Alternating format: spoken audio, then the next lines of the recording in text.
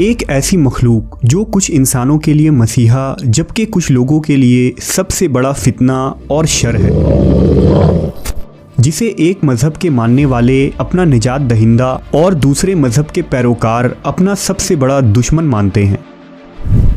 कुर्ब क़यामत में ज़ाहिर होने वाली ये शख्सियत आखिर कौन है? जब वो ज़ाहिर होगा तो दुनिया में कैसी फसाद मचेगी और क्या दौर हाजिर में उसके आने की तैयारियां मुकम्मल हो चुकी हैं? दुनिया के बदी के दो बड़े नामों में एक नाम शैतान का है और दूसरा दज्जाल का। कहते हैं कि अल्लाह तबारक व ताला ने दज्जाल को पैदा फरमाकर मशरिक़ के जानिब कुर्रे अर्ज़ के किसी दूर दराज जजीरे में क़ैद फरमा दिया था। दज्जाल दुनिया का सबसे ज़्यादा काबिल नफ़रत शख्स है, जिसे अल्लाह के नबी हज़रत मोहम्मद सल्लल्लाहु अलैहि वसल्लम ने दुनिया का सबसे बड़ा फितना करार दिया है और उसके शर से पनाह मांगने की दुआ फरमाई है। जबकि यहूदियों के नज़दीक दज्जाल मूसा अलैहिस्सलाम के बाद सबसे ज़्यादा काबिल इज़्ज़त व मोहतरम शख्सियत है, जिसे वो अपना मसीहा करार देते हैं। उनके अक़ीदे के मुताबिक मसीहुद दज्जाल हज़रत दाऊद अलैहिस्सलाम की औलाद में से है, जो दुनिया में यहूदियत कायम करेगा और हज़रत दाऊद की बादशाहत को ज़िंदा करेगा। यहूदियों का ईमान है कि दज्जाल की आमद के बाद दुनिया भर के तमाम गैर यहूदियों को कत्ल कर दिया जाएगा। दज्जाल मस्जिद अक्सा को शहीद करके अज़ीमुश्शान हैकल सुलेमानी की तामीर करेगा, जिसके बाद पूरी दुनिया पर बनी इसराइल की हुकूमत कायम होगी। यही वजह है कि दुनिया भर के यहूदी एक तवील अरसे से न सिर्फ मसीहुद दज्जाल के आने का बड़ी बेचैनी से इंतज़ार कर रहे हैं, बल्कि आज उसकी इस्तकबाल की तैयारियां भी तकरीबन मुकम्मल हो चुकी है। यहूदियों के मुक़द्दस किताब तिलमूद के मुताबिक दज्जाल इंसानों की तरह ही पैदा होगा और परवरिश पाएगा। उसके पास बहुत पुरइसरार ताकतें होंगी। उन्हीं ताकतों के बलबूते पर वो यहूदियों का निजात दहिंदा बनकर आएगा। यहूदियों के मुताबिक वो नस्ल इंसानी का अजीम बादशाह होगा। उसके ज़माने में सारे मज़ाहिब ख़त्म हो जाएंगे और सिर्फ यहूदियत ही बाकी बचेगी।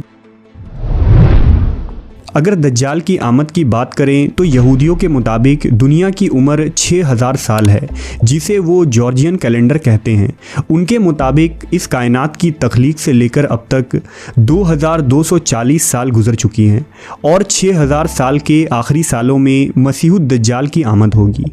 इस्लामी किताबों में दज्जाल का तफसीली ज़िक्र मौजूद है और उसके आमद की तमाम पेशनगोइयों को बयान किया गया है। दरअसल दज्जाल के माने अरबी में जालसाज, फरेबी, झूठे और गुमराह कुन शख्स के हैं।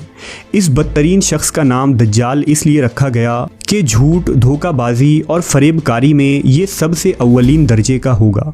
लिहाजा हज़रत अबू क़तादा रज़ियल्लाहु ताला अन्हु बयान करते हैं कि रसूलुल्लाह सल्लल्लाहु अलैहि वसल्लम ने इरशाद फरमाया, हज़रत आदम से लेकर क़यामत तक कोई मखलूक दज्जाल से बुरी न होगी।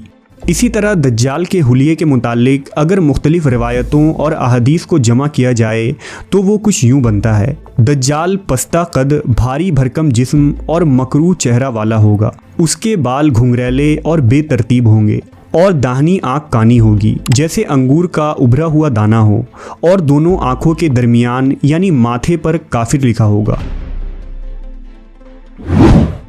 अगर खुरूज दज्जाल की बात करें तो यहूदियों के अक़ीदे के मुताबिक मसीह दज्जाल रोम के दरवाज़े पर आएगा। वो बनी इसराइल को अपने इर्द गिर्द जमा करेगा और यरूशलेम की तरफ ले जाएगा। फिर वो हैकल सुलेमानी यानी थर्ड टेम्पल की दोबारा तामीर करेगा। जबकि इस्लामी रवायतों के मुताबिक दज्जाल मशरिक़ की सिमत में इस्फ़हान नामी शहर से निकलेगा।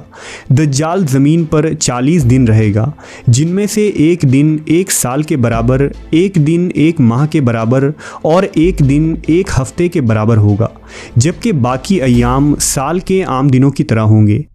उस वक्त दज्जाल अपने गधे पर सवार होकर सारी दुनिया का चक्कर लगाएगा। रुए ज़मीन का कोई मैदानी, सहराई और पहाड़ी इलाका ऐसा बाकी न रहेगा जहां वो ना पहुंचे। अलबत्ता मक्का और मदीना पर फरिश्तों का पहरा होने की वजह से वो उसमें दाखिल ना हो पाएगा। दज्जाल तरह तरह के शोबदेबाजी और करिश्मे दिखाकर लोगों का ईमान बर्बाद करेगा। उस दौर में दज्जाल के पैरोकारों के अलावा बाकी लोग सख्त तकलीफ़ में होंगे। दरअसल बाबुल की असीरी और यहूदियों के सेकंड टेम्पल की तबाही के बाद यहूदी अपने इस मसीहा का बेसब्री से इंतज़ार कर रहे थे। यही वजह थी कि जब ईसा अलैहिस्सलाम ने खुद को नबी करार दिया और लोगों को अपनी तरफ बुलाया तो यहूदियों ने ईसा मसीह को सूली पर चढ़ाने की कोशिश की, क्योंकि उनके नज़दीक मसीह अलैहिस्सलाम नऊज़ुबिल्लाह दज्जाल थे और आज भी वो उन्हें फॉल्स मैसी कहते हैं। दज्जाल का अंजाम और ख़ात्मे के मुताबिक अगर रिवायतों को एक जगह जमा किया जाए तो वो कुछ यूँ होता है। जब दज्जाल पूरी दुनिया में फितना और फसाद फैला चुका होगा तो मुल्क शाम रवाना होगा। उसके वहाँ जाने से पहले ही अल्लाह हज़रत मेहदी अलैहिस्सलाम को माबूस फरमाएंगे और आप दमिश्क आ चुके होंगे। लिहाजा हज़रत इमाम मेहदी दज्जाल के साथ जंग करने की तैयारियां मुकम्मल करेंगे। उसी वक्त हज़रत ईसा दो फरिश्तों के कंधे पर तकिया किए आसमान से दमिश्क के जामे मस्जिद के मशरिकी मीनार पर जलवा अफरोज़ होंगे और हज़रत इमाम मेहदी से मुलाकात फरमाएंगे। इमाम मेहदी नहायत ही इनकिसारी और खुश इखलाकी के साथ आपसे पेश आएंगे और फरमाएंगे, या नबी अल्लाह इमामत कीजिए। लेकिन हज़रत ईसा अलैहिस्सलाम इरशाद फरमाएंगे कि इमामत आप ही फरमाएं, क्योंकि ये इज़्ज़त इस उम्मत को खुदा ने दी है। बस हज़रत इमाम मेहदी नमाज़ पढ़ाएंगे और हज़रत ईसा आपके पीछे नमाज़ पढ़ेंगे। नमाज से फारिग होकर इमाम मेहदी फिर हज़रत ईसा से कहेंगे कि या नबी अल्लाह, अब लश्कर का इंतज़ाम आपके सुपुर्द है, जिस तरह आप चाहें अंजाम दे। वो फरमाएंगे, ये काम आप ही अंजाम दे, मैं तो सिर्फ़ दज्जाल को कत्ल करने के लिए आया हूँ, जिसका मारा जाना मेरे ही हाथ से मुकद्दर है। जब रात गुजर जाएगी तो सुबह को हज़रत मेहदी फ़ौज लेकर मैदान जंग में तशरीफ़ लाएंगे और हज़रत ईसा अलैहिस्सलाम फरमाएंगे कि मेरे लिए घोड़ा और नेज़ा लाओ ताकि मैं उस मलून के शर से ज़मीन को पाक कर दूँ। बस हज़रत ईसा दज्जाल पर और इस्लामी फ़ौज दज्जाल के लश्कर पर हमला आवर होगी और खूब घमसान की जंग होगी। दज्जाल का लश्कर नेस्त तो नाबूद हो जाएगा। दज्जाल आपके मुकाबले से भागेगा, आप उसका ताक़ुब करेंगे और मकाम लुत तक जा पहुँचेंगे। हज़रत ईसा अलैहिस्सलाम नेज़े से उसका काम तमाम करके लोगों पर उसकी हलाकत का इजहार करेंगे। कहते हैं कि अगर हज़रत ईसा अलैहिस्सलाम उसको कत्ल ना भी करते तो भी वो आपके सांस से इस तरह पिघल जाता जैसे नमक पानी में पिघलता है।